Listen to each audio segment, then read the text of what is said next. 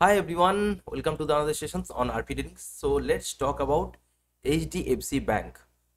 Most important video, most learning video হতে চলেছে আজকে ভিডিওটা। তো ভিডিওটাকে এন্ড পর্যন্ত দেখো।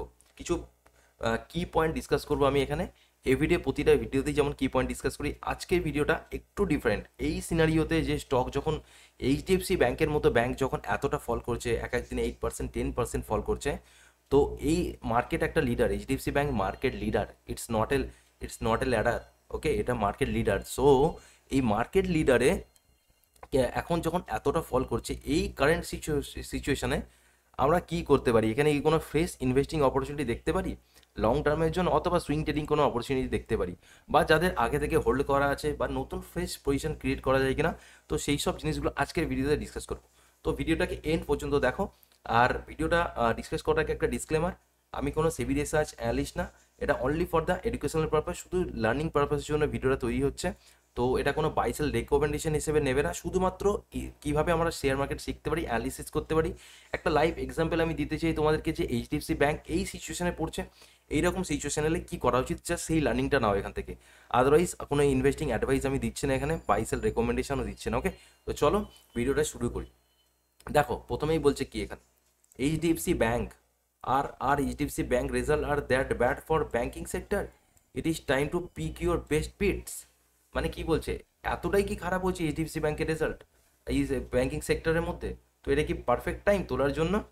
তো দেখে নেবো পারফেক্ট টাইম কি না টাইম, আর এর কিছু প্যারামিটার ডিসকাস করে। ওকে, তো এরপরে নিচের দিকে চলে আসি। দেখো কি বলছে, এইচডিএফসি ব্যাংক, দেখো HDFC Bank which carries around 40% weightage in Bank Nifty index, মানে ব্যাঙ্ক নিফটিতে 40%-এর কাছাকাছি ওয়েটেজ। তো যখন 8-10% এক এক দিনে ফল করে, তো অলরেডি 1,500-2,000 পয়েন্ট ফল ইজিলি দেখা যায় ব্যাঙ্ক নিফটিতে। তো ইন্ডেক্স যদি স্টকের পারফরমেন্স, অ্যাকচুয়াল স্টকের ওয়েটেজ নিয়ে ইন্ডেক্স তৈরি হয়, যেমন এইচডিএফসি ব্যাংকের ওয়েটেজ, এই আইসিআইসিআই, কোটাক, তো এইসব ওয়েটেজ নিয়ে যেমন ব্যাঙ্কিং ইন্ডেক্স তৈরি হয়েছে ব্যাঙ্ক নিফটি, তো সেইখানেও এর কন্ট্রিবিউশন হচ্ছে, মেজর কন্ট্রিবিউশন। দেখো 40%, বাকি আরও টোটাল আই থিঙ্ক, এখনও আমার একবার দেখেছিলাম আমি, তো এখন আমার মনে পড়ছে না এক্স্যাক্টলি, 11 to 12 ব্যাঙ্ক, মনে হয় 11 থেকে 12টা ব্যাঙ্ক আছে যারা ব্যাঙ্ক নিফটিতে কন্ট্রিবিউট করে। তার মধ্যে দেখো 11 থেকে 12টা ব্যাংকের মধ্যে 40% শুধুমাত্র মার্কেট শেয়ার রয়েছে, এখানে ওয়েটেজ রয়েছে ব্যাঙ্ক নিফটির, which is a massive. Okay, দেখো crash over the 11% is in 2 days in এত 1,486 টাকা চলে এসছে per share, weightage on the peers like ICICI bank, Kotak Mahindra bank and Axis bank, and driving the down 2 to 4%. In comparison, Bank Nifty was down 5% and Nifty 50 slipped 2% during the same period. মানে বলছে কি, এই হওয়ার জন্য বাকি যে স্টকগুলো আছে, যার পিয়ার সেক্টর আছে, এক্সিস ব্যাঙ্ক, আইসিআইসিআই ব্যাঙ্ক, এরা 2% 4% করে পড়েছে, আর ব্যাঙ্ক নিফটি 5% পড়েছে। আর টোটাল নিফটি যদি দেখি 2% স্লিপ হয়েছে, এখান থেকে দেখাচ্ছে যেটা অলমোস্ট। ওকে, তো চলো এবার দেখে নেবো। দেখো প্রথমেই বলে রাখি একটা জিনিস, যে এইচডিএফসি ব্যাঙ্ক আমাদের প্রাইভেট সেক্টরের মধ্যে লার্জেস্ট ব্যাঙ্ক, ঠিক আছে, এর হিউজ মার্কেট ক্যাপিটাল, আমাদের ইন্ডিয়ার মোস্ট অফ দ্য যারা কর্পোরেট আছে তাদের বেশিরভাগ অ্যাকাউন্ট হোল্ডার এখানে, বা সেভিংস, বা তুমি বলো সেভিংস, আর ইদার ওটাকে কী বলে, কারেন্ট অ্যাকাউন্টস অর এফডি ফেফডিস, everything is there on HDFC banks. It's not gonna be like Yes bank. Okay, Yes ব্যাঙ্কের মতো হবে না, এতটা চিন্তা করার কিছু নেই, আই থিঙ্ক এখনও হবে না, বলাটা ভুল, বাট এটা হওয়ার চান্সেস ভেরি লো। ওকে, বিশাল market leader, huge market capital, এখানে বহু বড় বড় যারা এফআইআই ডিএ আছে তাদেরও ক্যাপিটাল অ্যালোকেশন আছে। তোমার আমার কত আছে ভাবো না, 1 লাখ, 2 লাখ, 3 লাখ, 5 লাখ ম্যাক্সিমাম আছে। বাট যারা বড় বড় হেজ ফান্ড ম্যানেজার, পুরো হেজ ফান্ড ম্যানেজার, তারপরে মিউচুয়াল ফান্ড, এইচএনআই, তারপরে হচ্ছে এফআইআই যারা আছে, তাদের কোটি কোটি টাকা এখানে অলরেডি অ্যালোকেশন করা আছে। ওকে, তো অ্যাজ সাচ ফিয়ারের কিছু নেই। তো চলো একবার এইচডিএফসি ব্যাংকের আমি এখানে দেখে নেবো। তো চলো একটা টেকনিক্যাল চার্টটা একবার দেখে নিই কী বলছে। দেখো উইকলি টাইম ফ্রেমে গেলাম, উইকলি টাইম ফ্রেম থেকে টেকনিক্যাল চার্টে দেখো, just look at this massive fall weekly chart, এই যে এই জায়গাটা, স্টক অলমোস্ট এই চ্যানেলটাতে ফলো করছে, এই চ্যানেলটাতে ফলো করছে, এখান থেকে গিয়ে এই করোনা ফল এখান থেকে ব্রেকডাউন দিয়ে এগেন এই চ্যানেলটাকে ফলো করছে, দুবার উপরে গেছিলো জাস্ট, এখান থেকে গিয়ে ডাবল টপ করে আবার নিচে গিয়ে চ্যানেলটাতে কন্টিনিউয়াসলি টাচ করছে। তো এই চ্যানেলটাতে ফর্মেশন করেনি। তো স্টকটা যদি ইন ফিউচার এখান থেকে যায়, তো এই চ্যানেলটা ডিস্টেন্স কত দেখো, এই চ্যানেলটার ডিস্টেন্স হচ্ছে অলমোস্ট, যদি আমি এই জায়গায় ক্যালকুলেট করি, মানে ধরো মার্চ মাস এপ্রিল মাসে 2024 মার্চ এপ্রিলেও যদি যায় তো 1848 টাকা, ওকে 1850 টাকা, মানে অল টাইম হাইটাকে টাচ করতে পারে এখানে এই চ্যানেলটার যদি টাচও করে, এটা একটা হায়ার প্রবাবিলিটি আছে যাওয়ার জন্য। তো দেখো ডেলি টাইম ফ্রেমে একবার দেখাই, লেটস ডেলি টাইম ফ্রেম কি বলছে দেখো।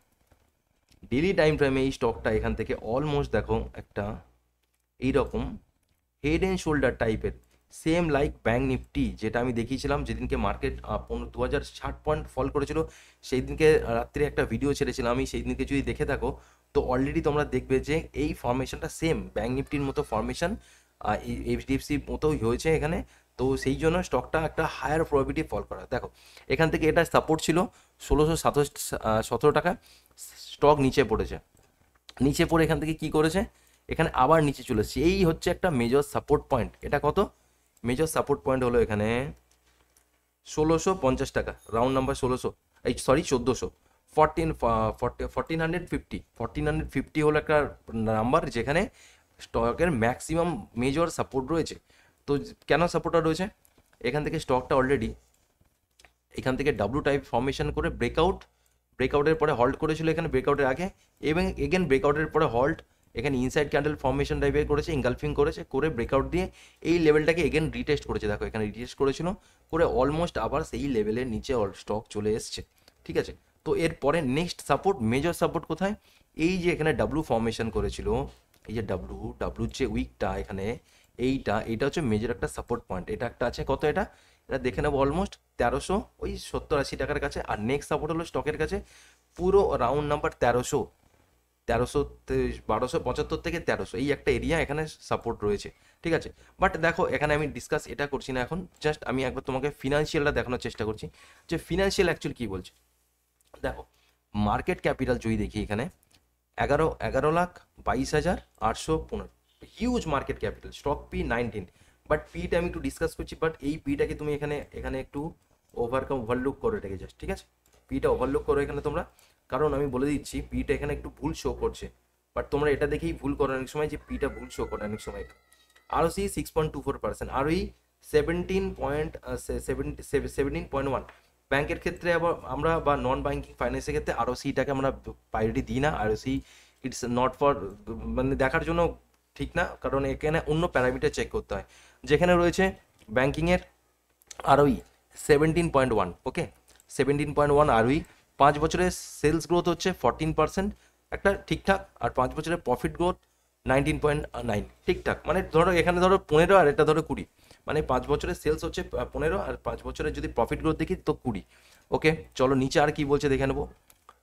5 বছরের অ্যাভারেজ আরওসি, এই সরি আরওই ধরো এটা 17 ধরো, রাউন্ড নাম্বার 17 ধরো, প্রাইস টু সেলস 4.6, প্লেজ নেই কোনো পার্সেন্টেজে, ঠিক আছে।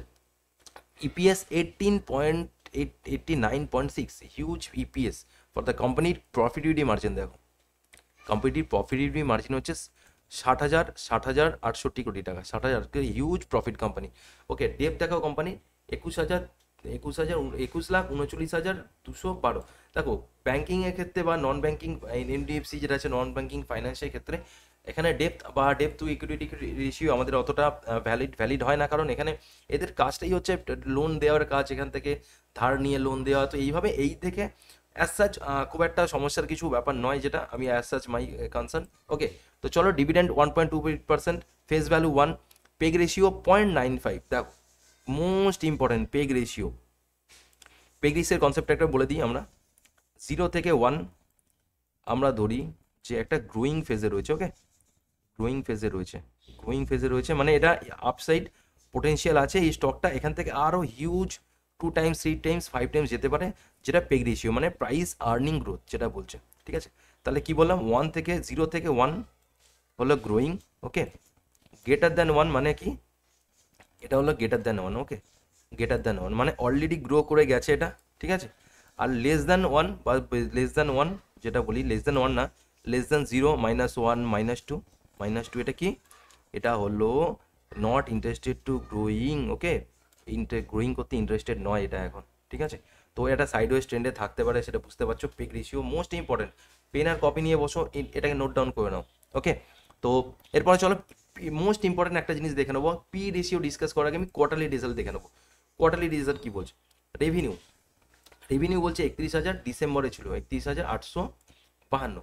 দেখো এই 2020 থেকে এই রেভিনিউটা দেখো অলমোস্ট 2.5 টাইমসের কাছাকাছি রেভিনিউ হয়েছে। ওকে, রেভিনিউ হয়েছে।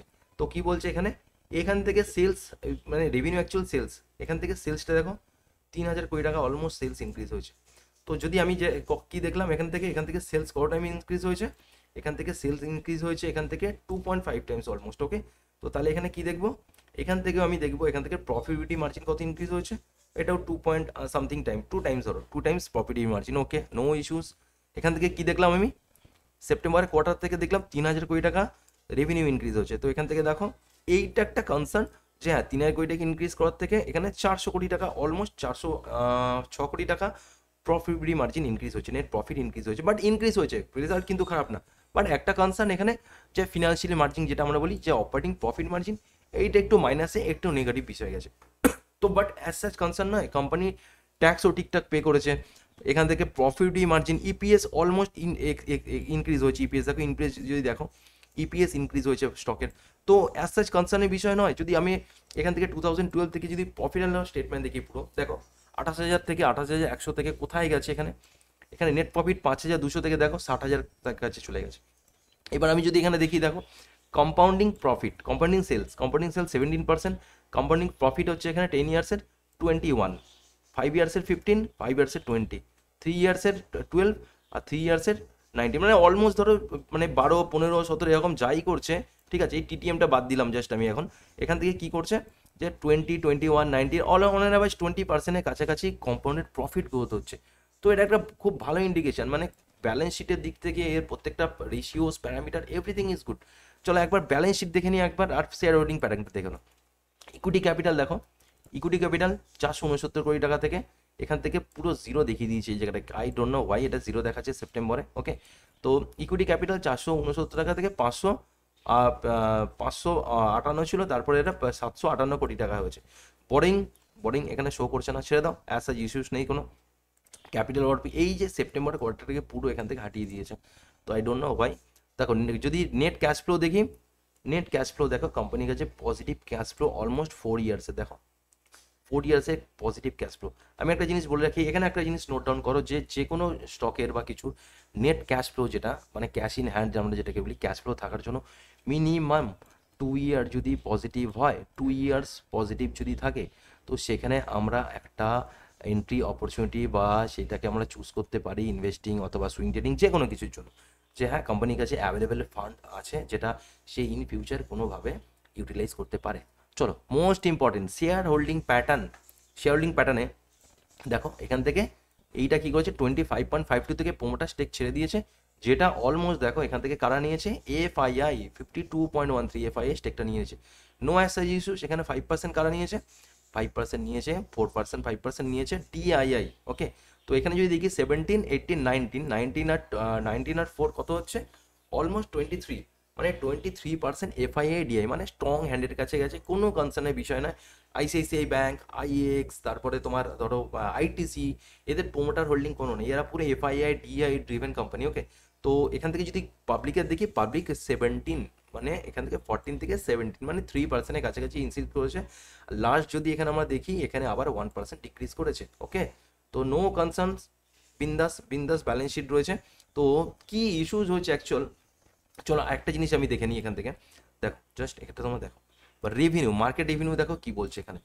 দেখো এখান থেকে প্রথমে দিচ্ছে এই যে ট্রেজারি 8.6, আদার্স হচ্ছে 24, হোলসেলার ব্যাঙ্কিং 29.8, রিটেল ব্যাঙ্কিং 38.1, আর লোন ব্রেকআপ প্রায়োরিটি। এখানে এই যে রেশিওসগুলো রয়েছে দেখো, এখানে মার্কেট যে রেভিনিউ যে মিক্স আপ রেভিনিউ আছে প্রত্যেকটা সেক্টর থেকে সেখানে দিয়ে দিয়েছে। এখানে যেমন দেখো এগ্রিকালচার অ্যান্ড আদার সিভিলাইজেশন না অ্যাক্টিভিটিস ইন্ডাস্ট্রি, তো এখান থেকে পার্সোনাল লোনস থেকে কত পার্সেন্ট রেভিনিউ ইনক্রিজ হয়, তো সেই সবগুলো দিয়েছে। তো একটা মোস্ট ইম্পর্টেন্ট দেখে নেবো, সেটা হচ্ছে মার্কেট শেয়ার কি বলছে। দেখো মার্কেট শেয়ার দেখো এখান থেকে মার্কেট শেয়ার, এখানে ব্যাংক অ্যাডভান্স মার্কেট শেয়ার এখান থেকে কোন কোন জায়গা থেকে মার্কেট শেয়ার মনোপলি করতে ক্রিয়েট করে গেছে সেই জায়গাগুলো দেখো। দেখো এত ব্যাংকিং সেক্টর আছে আমাদের ইন্ডিয়ার মধ্যে, প্রচুর ব্যাংক রয়েছে, HDFC bank, ICICI bank, axis bank, Kotak bank, SBI, বিভিন্ন আরও প্রাইভেট অনেক ব্যাংক আছে, আরও গভর্নমেন্ট ব্যাংক আছে, পিএনবি আছে।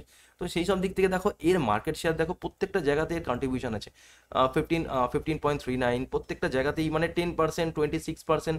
তো ভাই ক্লিয়ারলি আমি তো বলবো একটা, এটা হচ্ছে market leader, no doubt market leader bank, HDFC bank আমার কাছে। সো এবারে চলে আসি আমি যে যে পির কনসেপ্টটা ডিসকাস করলাম। তো পির কনসেপ্টটা দেখো, জাস্ট লুক অ্যাট দিস। এখানে জাস্ট ভলিউমটাকে আমি আউট করছি পিটাকে তোমাদের ভালো করে বোঝার জন্য। ম্যাক্সিমাম পি কত স্টকে? 26.8, 26.8 ম্যাক্সিমাম পি, ওকে। আর এখান থেকে কি বলছে, হাইয়েস্ট পি ছিল কত? হাইয়েস্ট পি ছিল এখানে এটা 47। তো মিডিয়ান পি কত বলছে? 26। এখন স্টকের পি কত শো করছে দেখো? 19, ওকে। চলো আরেকবার দেখে নেবো। তো 28.6 মিডিয়ান পি, এখানে মিডিয়ান পি 25.5, 5 ইয়ারের মিডিয়ান পি 22, 23 ধরো, আর 3 ইয়ার্সের পি 21, আর 1 ইয়ারের পি 19.2, 6 মান্থের পি 18, 1 মান্থের পি 18.7, ওকে। তো দেখো একবার জাস্ট একটা জিনিস দেখে নিই আমি এখানে, এখন মার্কেটের জাস্ট কারেন্ট পি কত চলছে দেখো, স্টকের কারেন্ট পি কত? 18.7, ওকে। 18.7, এখন কত চলছে এখানে? 19.0, ওকে। তো একটা জিনিস নোটিস করো এখানে স্টকটার, জাস্ট আরেকবার দেখো, 26, 25, 22, 5 বছরে, 3 বছরে 21, 1 বছরে 19.2, 6 মাসে 18.1, তো 18.7, অলমোস্ট স্টক মানে যত কটা তার মিডিয়ান পি আছে, তো সেই মিডিয়ান পি থেকে লোয়ার লেভেলে ট্রেড করছে। ইটস আ ডিসকাউন্ট, ওকে ভাই। বোঝো জিনিসটাকে, বোঝার চেষ্টা করো সবাই, জাস্ট ফোকাস করো ভিডিওটাতে, যে এই স্টকটা যে হায়েস্ট এবার মিডিয়ান পি ছিল, ম্যাক্সিমাম পি, 10 ইয়ার্সের পি, 5 ইয়ার্সের পি, 3 ইয়ার্সের পি, 1 এর পি, তো 1 ইয়ারের পি, 6 মান্থের পি, প্রত্যেকটা পির থেকে এখনের যে ভ্যালু পিটা রয়েছে সেটা কত দেখো, এখানে দেখাচ্ছে আবার 16.65, 20 জানুয়ারি, জাস্ট লাস্ট আপডেট কালকের, ওকে। কালকের যেটা হয়েছে সেখানে 16.5, মানে প্রত্যেকটা পির থেকে এখন পর্যন্ত ডিসকাউন্ট পিতে স্টক ট্রেড করছে ভাই। এটা হলো একটা অপরচুনিটি, জাস্ট ভুলো না, এটা হলো একটা অপরচুনিটি, যে অপরচুনিটিতে আমাদেরকে এখানে একটা গ্র্যাব করা উচিত, কারণ এইটা লোয়ার ভ্যালুয়েশনে পাওয়া যাচ্ছে স্টকটা। স্টক যখন দেখো, জাস্ট একবার আমি বলে দিই জিনিসটাকে, পি যে মিডিয়ান পি কনসেপ্টটা রয়েছে, ম্যাক্সিমাম পি মানে এই পিটাকে মিডিয়ান একটা জায়গাতে স্টক ট্রেড করলে খুব ভালো একটা বলি, বাট তার থেকে লোয়ার ভ্যালুয়েশনে ট্রেড করছে, মানে মিডিয়ান ম্যাক্সিমাম পি যদি 26.8 দেখি, আর মিডিয়ান পি 26.8 দেখি, আর এখনের পি 16 পয়েন্ট সামথিং চলছে, মানে আমরা লোয়ার ভ্যালুয়েশন 10 মিডিয়ান পি থেকে 10-এ পাচ্ছি কম। মানে অ্যাকচুয়াল পি মিনস কি? পি মিনস হলো, দেখো পি কনসেপ্টটা তোমাকে একটু ছোট্ট বোঝাই। পি মিনস হলো pay back period, okay. PE means pay back period, যে আমি কোনো জায়গা থেকে 100 টাকা মানে 1 টাকা কামাতে গেলে তার জন্য ক টাকা পে করছি, পে ব্যাক পিরিয়ড, ঠিক আছে। মানে ধরো আমি এখান থেকে 5 টাকা কামাতে যাই, তার জন্য কি আমি 19 টাকা দিচ্ছি। এই রকম একটা কনসেপ্টে আমরা বুঝি যে পি রেশিও অ্যাকচুয়াল কি। তো পে ব্যাক পিরিয়ড এর আরও কিছু প্যারামিটার আছে, সেটা আমি পরে কোনো পি নিয়ে যখন ডিটেল ডিসকাশন করবো একটা ভিডিওতে, শুধু পি, ওটা 30 মিনিটস 40 মিনিটসের পি নিয়ে শুধু ভিডিও হতে পারে। তো তোমরা যদি কমেন্ট করো সেখানে আমি ডিসকাস করবো। তো সেই পি হচ্ছে আমরা অ্যাকচুয়ালি কত ভ্যালুয়েশন পে করছি সেইটার জন্য, ওকে। তো চলো আর বেশি ডিসকাস করবো না, ভিডিওটা আই থিঙ্ক অনেকটাই বড় হয়ে গেছে। তো এখান থেকে কি দেখে নেবো, এখান থেকে যখন স্টক পড়ে প্রত্যেকটা নিউজ চ্যানেল লিস্ট এই শেষ হয়ে গেছে, এই গেছে, এখান থেকে এই হয়ে যাওয়া, ব্লা ব্লা ব্লা প্রচুর কিছু বলে, ওকে। তো সেই থেকে আমাদেরকে পুরো চোখ সরিয়ে সেখান থেকে আমাদেরকে অপরচুনিটি গ্র্যাবার হতে হবে, যে দেখো অ্যাকচুয়াল বিয়ার মার্কেটেই হচ্ছে ইনভেস্টিং অপরচুনিটি হয়, বা স্টক যখন কারেক্ট হয় নিচে আসে তখন। বাট এখান থেকে কনসেপ্ট আছে ফলিং নাইট, বাট ভালো স্টক যখন নিচের দিকে আসবে, দেখো কোনো বটম বা কোনো টপ কেউ কখনো ফাইন্ড আউট করতে পারে না। আমরা যদি এখানে কোনো বাইং অপরচুনিটি দেখি কী করতে পারি, এখান থেকে আমরা দেখতে পারি যে এখান থেকে 40% বা 30% আমরা একটা কোয়ান্টিটি অ্যাড করতে পারি। চলো লেটস অ্যাজিউম যে আমাদের কাছে 100% যে ক্যাপিটাল আছে, ধরো সাপোজ আমি বললাম যে 1 লাখ টাকা ক্যাপিটাল, ওকে। 1 লাখ টাকা 25% কত? 25,000 টাকা, ওকে। 25,000 টাকা আমরা এখন এই জায়গাতে একটা বাইং অপরচুনিটি দেখতে পারি, ওকে, এইখানটাতে, যে কারেন্ট মার্কেট প্রাইসে বাই করি। নেক্সট বাইং অপরচুনিটি কোথায় হবে? নেক্সট বাইং অপরচুনিটি হবে এখান থেকে, এই যে এই জায়গাটা রয়েছে, এখান থেকে যদি বাউন্স নেয় কোনো, এই জায়গাতে একটা অপরচুনিটি হতে পারে 1375 টাকা। ওকে, যখন স্টকটা এখান থেকে এখানে আসবে তখন একটা আবার রেস্ট 25% করো। ওকে, আর যদি এখান থেকে আমরা যখন আসবে তখন রেস্ট ধরো 10%, 20% এখানে লাস্ট আমরা অ্যাডেড করলাম। বাট স্টক যখন এখান থেকে আবার যখন এই জায়গা থেকে ঘুরে যখন এই ব্যারিয়ার, এই যে সাপোর্টটা যদি নিচে চলে আসে, এই ব্যারিয়ারটাকে যখন ক্রস করে যাবে তখন রেস্ট আমরা কোয়ান্টিটিটাকে অ্যাড করে নেবো যদি আমাদের 1 লাখ ক্যাপিটাল হয়। তো দেখো আমি বলে রাখি বারবার যে কোনো স্টকে আমরা 10%-এর বেশি ক্যাপিটাল অ্যালোকেশন করবো না। আমি যে 1 লাখের কনসেপ্টটা দিলাম যে সাপোজ যদি কারোর কাছে 1 লাখ ফুল ক্যাপিটাল হয় ট্রেডিংয়ের জন্য, তো সেখান থেকে আমরা 10% মানে 10,000 টাকা শুধুমাত্র এইচডিএফসি ব্যাংকে অ্যালোকেট করতে পারি। কারণ যদি দেখো ক্যাপিটাল ড্রডাউন হয়ে যায়, আমাদেরকে ডাইভার্সিফাই করাও শিখতে হবে। এক জায়গায় এত চান্সে মারলে যদি হয়তো শেয়ার মার্কেটে কোনো কিছু সিওরিটি নেই, এটা হয়তো নিচের দিকেও চলে আসতে পারে, ডুবেও যেতে পারে ইন ফিউচার, যে লাইক ইয়েস ব্যাংক যেরকম হচ্ছে, বাট এরকম হওয়ার চান্সেস কম। তোমরা এতটা ভয় পেও না। বাট আমি বলবো পজিশনটাকে সবসময় একটা রিস্কের মধ্যে রাখো, যে এইটা যদি আমার হাফ হয়ে যায় অ্যাজ সাচ আমার ক্যাপিটালের উপর কোনো সমস্যা হবে না, আমি অন্য জায়গা থেকে প্রিভেন্ট করে দেবো। দেখো সাপোজ তোমার যদি ক্যাপিটাল হয়, ধরো আমি বলছি ধরো 1 লাখের মধ্যে 10% মানে 10,000 টাকা। 10,000 টাকা যদি ড্রডাউনও হয়ে যায়, তোমার এটাকে রিকভার করতে 11.5% রিকভার করলে ঠিক আছে, তো পুরো ক্যাপিটালটা রিকভার হয়ে যাবে। তো 11.5% অ্যাজ সাচ খুব একটা সমস্যা নয়। ওকে, তো সেইখান থেকে আমি বলবো যে এমন একটা ক্যাপিটাল অ্যালোকেশন করো যে যেখান থেকে সেটা যদি ড্রডাউন হয়ে যায় সেখান থেকে রিকভারি করার একটা ইজিলি চান্স থাকে। বাট তোমার যদি ক্যাপিটাল 50% ড্রডাউন হয়ে যায়, তো জেনে রাখো 50% হওয়া মানে সেটাকে এগেন রিকভার করতে গেলে 100% রিকভার করতে হবে, মানে 100% রিটার্ন জেনারেট করতে হবে, then you can go to the same point. Okay, এটা খুব মাথায় রাখো, খুব ইম্পর্টেন্ট জিনিস। আমি যখন রিস্ক টু রিওয়ার্ড রেশিও বা রিস্ক ম্যানেজমেন্ট পজিশন সাইজিং যখন ডিসকাস করবো তখন এই কনসেপ্টটাকে আমি ডিসকাস করে দেবো। তোমরা কমেন্ট করো কোন কোন কী জন্য ভিডিও লাগবে, কোন টপিকের উপর ভিডিও বানালে ভালো হয়, সেটা তোমরা আমাকে কমেন্ট করো। তো আমি সেটা নিয়ে অবশ্যই ভিডিও বানাবো যখন সময় হবে। ওকে, তো আরেকটা জিনিস বলেছিলাম যে যাদের ফেস ইনভেস্টমেন্ট আছে কী করবো, ফেস ইনভেস্টমেন্ট না, যাদের অলরেডি হোল্ড আছে কোনো প্যানিক করার কিছু নেই। আমার তোমার থেকে বড় বড় যারা এইচএনআই, যারা এফআই আছে, তাদের কোটি কোটি, কয়েক লাখ লাখ কোটি কোটি টাকা ফেঁসে আছে। ওকে, তো অ্যাজ সাচ কনসার্নের নয়, তো তাদেরকেও বাঁচতে হবে। আমাদের লসের হওয়ার থেকে ওদের আরও বেশি লস হবে যদি ডুবে যায়। ওকে, তো ভয় পেও না, জাস্ট হোল্ড করো, প্যানিকে সেলিং করো না, কোনো কিছু করো না। যা যদি পারো, তো আমি বলবো ছোটো ছোটো ছোটো অ্যাকুমুলেশন এইসব এরিয়াতে হতে পারে এইচডিএফসি ব্যাংকের। কারণ যখন এখান থেকে যাবে, এখন একটা ইভেন্ট আছে, বাজেটের পরে আমাদের ইলেকশন রয়েছে, একটা মোস্ট ইম্পর্টেন্ট ইভেন্ট। যখন কোনো বড় কিছু আসে মার্কেটে, তখন কি হয়, মার্কেটে নিচের দিকে ফেলে মার্কেট এগেন অল টাইম হাইকে ব্রেক করে দেয়। তো এটা তোমরা দেখে নেবে, এইটাকেও পরে ডিসকাস করবো। ওকে, জাস্ট এই ভিডিওতে অনেকটা বড় হয়ে গেছে বলে আমি চাইছি না ডিসকাস করতে। তো চলো, ভিডিওটা যদি ভালো লেগে থাকে তো ভিডিওটাকে অবশ্যই লাইক করো, চ্যানেলটাকে শেয়ার করো, আর চ্যানেলটাকে সাবস্ক্রাইবও করো, আর ফ্রেন্ডস আর ফ্যামিলির সাথে শেয়ার করে যাতে আরও নতুন নতুন কন্টেন্ট আমি বানাতে পারি আর মোটিভেশন পাই। তোমাদের একটা লাইকস আর একটা সাবস্ক্রাইবার আমার মোটিভেশন বাড়ায়। ওকে, তো চলো, ততক্ষণের জন্য bye, stay tune on RP trading.